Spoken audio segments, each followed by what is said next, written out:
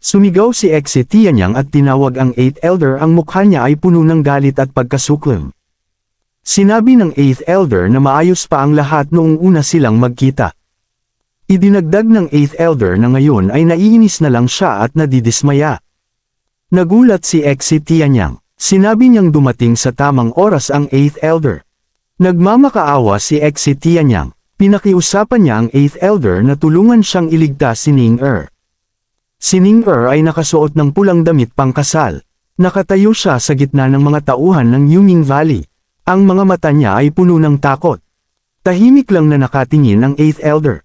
Ang mga mata niya ay seryoso. Sinabi ng 8th Elder kay Exe Tianyang na ito ay usaping pampamilya sa loob ng Yuming Valley. Idinagdag ng 8th Elder na wala silang kinalaman dito. Sumang-ayon ang 7th Elder. Sinabi niyang tama ang sinabi ng 8th Elder. Binalaan ng 7th Elder si Exe Tianyang. Sinabi niyang kung hindi ito makikialam sa hindi niya dapat pakialaman ay magbabayad ito ng mabigat na presyo. Idinagdag ng 7th Elder na ang taong katabi ni Exe Tianyang ay magandang halimbawa niyon. Nagalit ang 7th Elder. Sinabi niyang kung hindi nakialam ang tao sa bagay ng iba ay hindi sana ito nawalan ng 3 daliri. Nagulat si Exe Tianyang. Nanlaki ang mga mata niya at napalingon siya sa 8th Elder. Naaalala ng 8th Elder ang nakaraan. Sinabi niyang kung hindi naging napakahina ang kalaban noon ay hindi sana siya nahulog sa mga panlilinlang. Tumawa ang 7th Elder. Sinabi niyang huwag namang ganoon ang pagkasabi. Isang binatang nakaluhod ang nakikinig. Siya ang tinutukoy ng 7th Elder. Ipinaliwanag ng binata na minsan ay nabanggit ng guro niya ang isang kwento. Ang kwento ay tungkol sa isang kilalang yugto ng kabataan ng 8th Elder. Ayon sa kwento, ang 8th Elder ay nahumaling sa isang magandang dalaga mula sa isa sa mga pamilyang kaalyado ng Yuming Valley.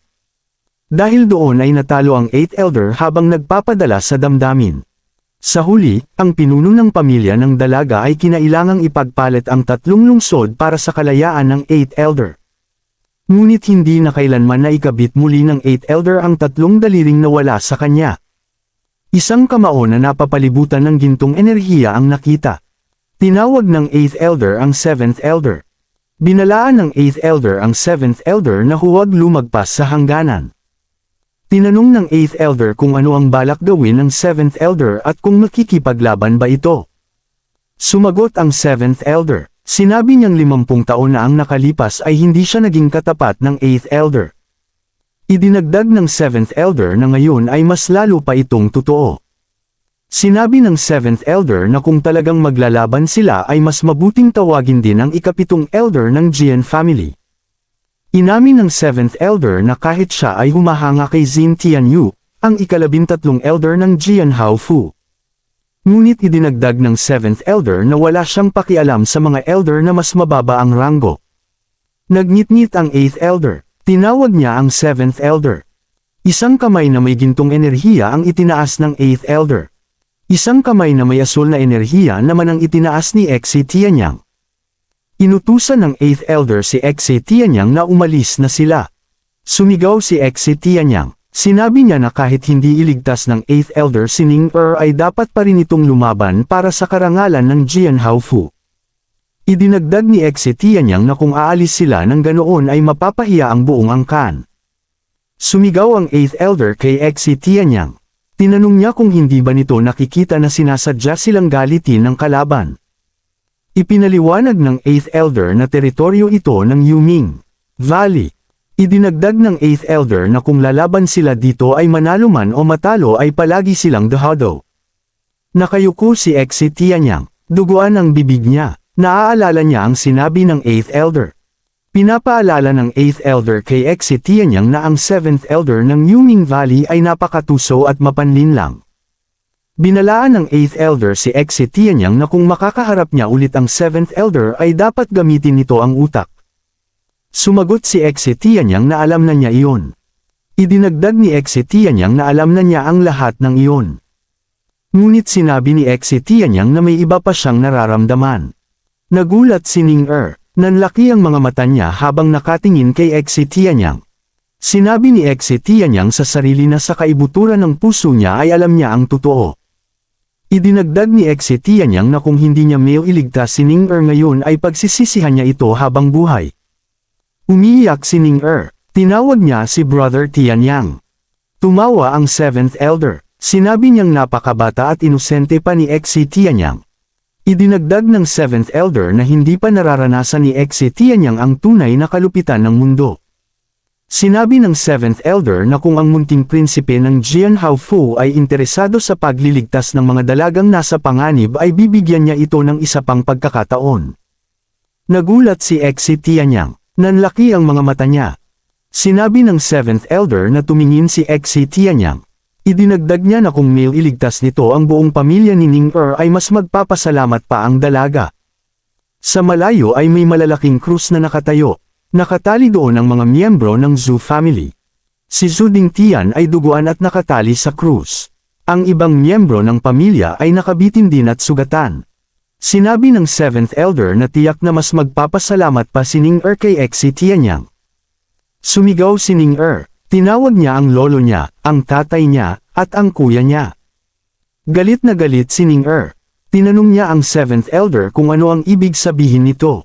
Sumagot ang 7th Elder na naglalaro lang siya bilang kontrabida. Ipinaliwanag ng 7th Elder na kung hindi siya magpapanggap ay paano iligtas ng munting prinsipe ang dalagang nasa panganib. Pagkatapos ay sumigaw ang 7th Elder. Inutusan niya ang mga tauhan na umatake na. Isang tauhan na may hawak na karit ang sumugod. Sumigaw si Ning-er. Pinahinto niya ang 7th Elder. Sinabi ni Ning-er na kung hindi titigil ang 7th Elder ay magpapakamatay siya. Nagulat ang 7th Elder. Tinanong niya kung totoo ang sinabi ni Ning-er. Pagkatapos ay ngumisi ang 7th Elder. Sinabi niyang kung gagawin niyon ni Ning-er ay papatayin niya ang lahat ng miyembro ng Zhu family. Nagulat si Ning-er. Hindi siya makapagsalita. Tinanong ng isang disipulo si Ning-er kung hindi ba nito tinatansya ang sarili. Sinabi nito na alam ba ni Ning-er kung sino ang master niya. Paliwanag pa niya na ang master niya ay kilala bilang numero 1 pantas na laging matalino. Idinagdag pa niya na sa loob ng 7 noble families ay hindi na mabilang kung ilan na ang natalo sa kamay ng master niya. Tinanong pa niya na kung sino si Ning-er para subukang kalabanan ang master niya. Sinabi ng disipulo ng 7th Elder na kahit may bentahe si Ning-er ay sayang lang dahil hindi nito magagamit yun dahil napakahina ni Ning-er. Umiiyak si Ning-er. Sinabi pa nito magiging tapat siya, nangyari lang ang lahat ng ito dahil ginalit niya ang 7th Elder. Sinabi ng disipulo ng 7th Elder kay Ning-er na huwag kalimutan na ang trump card nito ay nasa palad din ng 7th Elder. Umiiyak si Ning-er. Tinanong niya sa sarili kung lahat ba ay kasalanan niya. Isang patak ng luha ang nahulog sa mga mata nito. Sinabi ni Ning-er sa sarili na hindi nagkakamali ang 7th Elder. Naisip ni Ning-er na sana ay hindi na lang siya tumakas sa bahay. Naalala ni Ning-er na sana ay hindi na lang niya nakilala si Brother Zuo at si Brother Tianyang. Naisip din ni Ning-er na sana ay hindi na lang niya hinarap ang 7th Elder. Tinanong ni Ning-er sa sarili kung hindi ba mananatiling masaya ang lahat kung wala siya. Naalala ni Ning-er sina Brother Zuo at Brother Tianyang na nakangiti. Sinabi ni Ning-er sa sarili na malinaw na kung namatay na lang siya ay magiging masaya ang lahat. Umiiyak si Ning-er. Tinanong niya kung bakit. Nanalangin si Ning-er sa langit. Nakiusap siyang padalhan siya ng taong magliligtas sa pamilya niya. Tumangala si Ning-er sa langit. Ang araw ay sumisikat sa pagitan ng mga ulap. Biglang may sumigaw. Sinabi nitong tumingin ang lahat sa langit at tingnan kung ano iyon. Nanlaki ang mga mata ni Ning-er. Napatingin siya sa itaas. Isang anino ang nakita ni Exe Tianyang. Sinabi niyang iyon ang lalaking iyon. Sinabi ni Exe Tianyang na dumating na siya.